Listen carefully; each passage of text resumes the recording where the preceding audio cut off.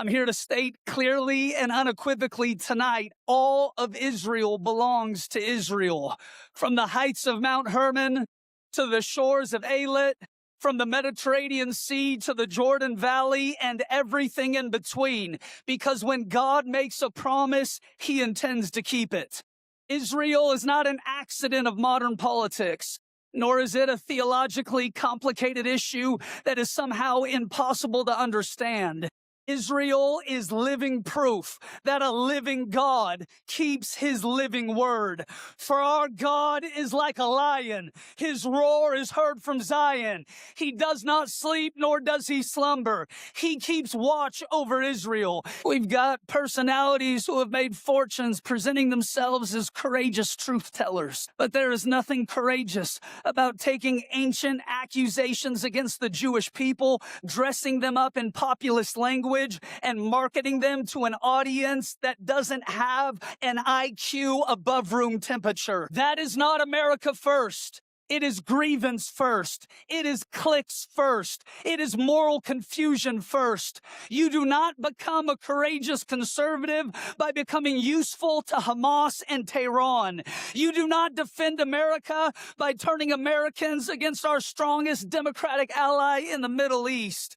And you do not protect Christianity by resurrecting the same poisonous ideas that have endangered Jewish families for centuries. My name is Russell Johnson, and I pastor a church called Pursuit, located in the People's Republic of Seattle. I also have the distinct privilege of serving as the Washington State Director for Christians United for Israel. And yes, believe it or not, there are still young Christian conservatives in the Pacific Northwest who are not ashamed to stand with Israel and the Jewish people. And this isn't my first time here. Last July, I spoke at this summit and stood arm in arm with a man who I consider to be a hero of the faith, Pastor John Hagee.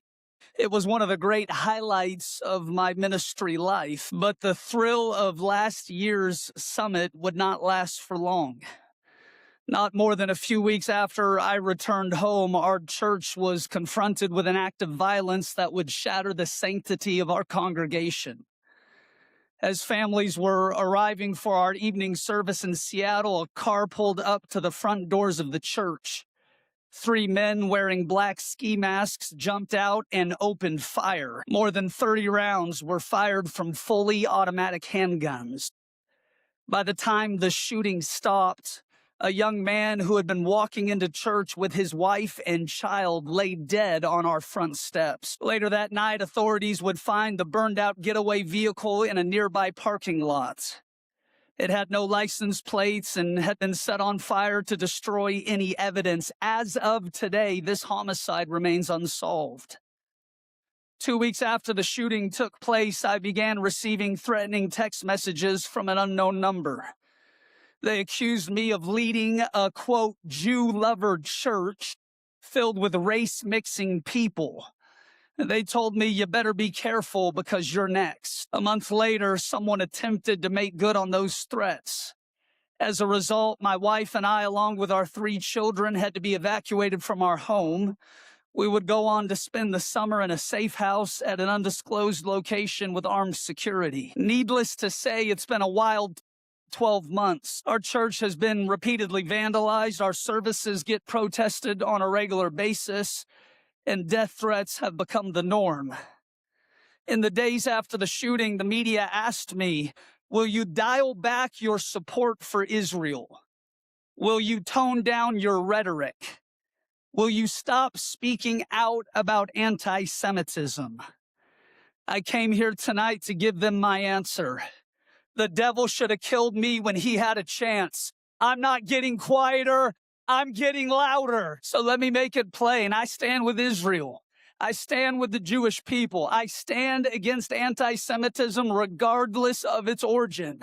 Whether it be from the radical right, the revolutionary left, a state sponsor of terror, or a once respected institution that has learned to disguise ancient hatred in modern language. I'm here to state clearly and unequivocally tonight, all of Israel belongs to Israel. From the heights of Mount Hermon to the shores of Eilat, from the Mediterranean Sea to the Jordan Valley and everything in between, because when God makes a promise, he intends to keep it. Israel is not an accident of modern politics, nor is it a theologically complicated issue that is somehow impossible to understand. Israel is living proof that a living God keeps his living word. For our God is like a lion. His roar is heard from Zion. He does not sleep, nor does he slumber. He keeps watch over Israel. He makes ways where there seems to be no way. He turns mourning into joy. He gives beauty for ashes and restores the years that the enemy has stolen. He is a wall of fire around his people and the glory in their midst. Oh, the nations may rage, and kings may conspire, and enemies may rise, but the counsel of the Lord stands forever. Israel is one of the greatest miracles in all of human history. For generations, the Jewish people had no army, had no government, had no recognized borders. They were scattered, persecuted, expelled, robbed, and murdered by the millions. Yet the people survived. The Hebrew language survived. The scriptures survived. The longing for Jerusalem survived. Then, after nearly 2,000 years of dispersion, the remnant returned to their ancestral homeland and reestablished their ancient nation. What can the righteous do if the foundations are destroyed? They can rebuild. Asks Moses, has my right arm lost its power? And history answers, what is too hard for this God that we serve? The existence of Israel confronts the arrogance of every empire that believed it could erase the Jewish people. Pharaoh couldn't keep them. Haman couldn't kill them. Rome couldn't scatter them. Hitler couldn't extinguish them. And there will come a day where Hamas is no more. Hezbollah will cease to exist. The Houthis will be wiped out. Enemies will be turned into footstools, and the Lord will send forth from Zion a mighty scepter, and Israel will rule in the midst of her enemies. And let me say something that needs to be said inside the conservative movement. We have become very skilled at identifying anti-Semitism when it comes from the left, but our convictions mean nothing if we suddenly lose our discernment when the same poison comes through a popular podcast. We've got personalities who have made fortunes presenting themselves as courageous truth tellers. But there is nothing courageous about taking ancient accusations against the Jewish people, dressing them up in populist language, and marketing them to an audience that doesn't have an IQ above room temperature. That is not America first. It is grievance first. It is cliques first. It is moral confusion first. You do not become a courageous conservative by becoming useful to Hamas and Tehran. You do not defend America by turning Americans against our strongest democratic ally in the Middle East. And you do not protect Christianity by resurrecting the same poisonous ideas that have endangered Jewish families for centuries. Mordecai warned Esther not to imagine that the palace would keep her safe while her people were destroyed. If she remained silent, deliverance would arise from another place, but she would answer for her unwillingness to speak. Excuse the French, but what in the hell is the point of having influence if we don't use it for stuff that matters? The question tonight is whether or not we will have the courage to participate. Perhaps we have influence. Perhaps we have resources. Perhaps we have pulpits, businesses, and political access for such a time as this. The church must recover her moral clarity. We must look at evil and call it evil. We must distinguish between a democratic nation defending its citizens and a terrorist organization deliberately targeting civilians. We must mourn every innocent life without creating a moral equivalence between terrorism and self-defense. And that brings us to today. And that is why I must also say to our very own political leaders, finish the job. The Iranian regime has spent decades funding terrorism, pursuing Israel's destruction, murdering dissidents, persecuting Christians, and chanting death to America. That regime does not become trustworthy because its representatives sit down at a negotiating table. You cannot negotiate away an ideology that regards Israel's destruction as a sacred duty. Israel should not be restrained from permanently removing an existential threat simply because diplomats want a ceremony and politicians want a headline. And if you want America to be blessed, you want America to remain strong and free, then America must remain a friend to Israel.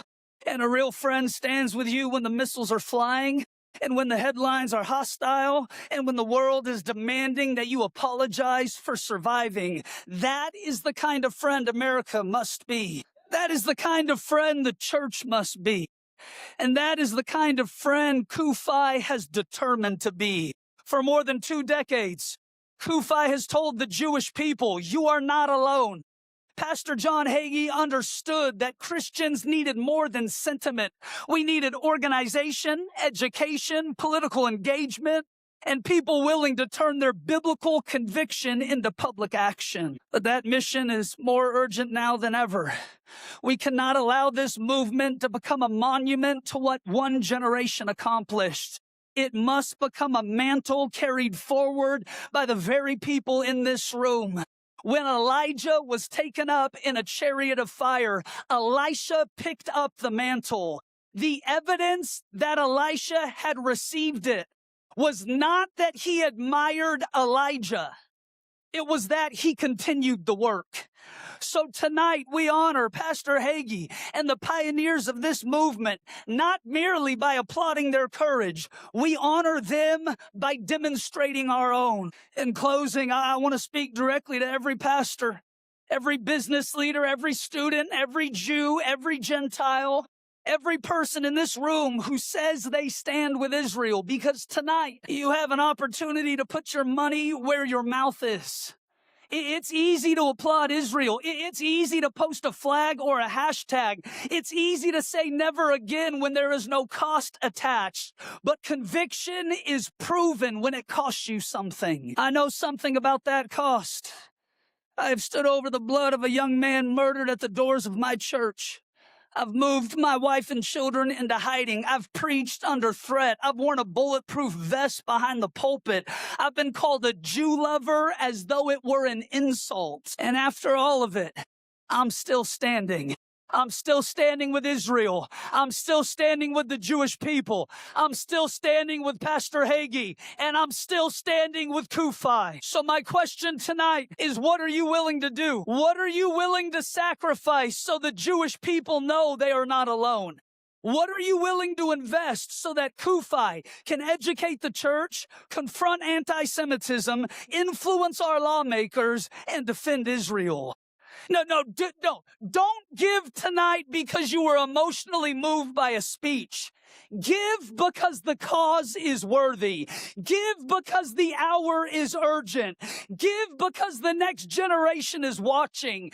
Give because silence is expensive. Weakness is dangerous. And conviction without sacrifice is only rhetoric. So tonight, let us take up an offering that sends a message from Washington, D.C. to the Wailing Wall, from J Street to Jerusalem, and every church and synagogue in between. We are not retreating. We are not growing silent. We are not abandoning our post. Israel lives forever. Jerusalem is eternal. The Jewish people will endure. And whatever the cost, Christians united for Israel isn't backing down. We've just begun.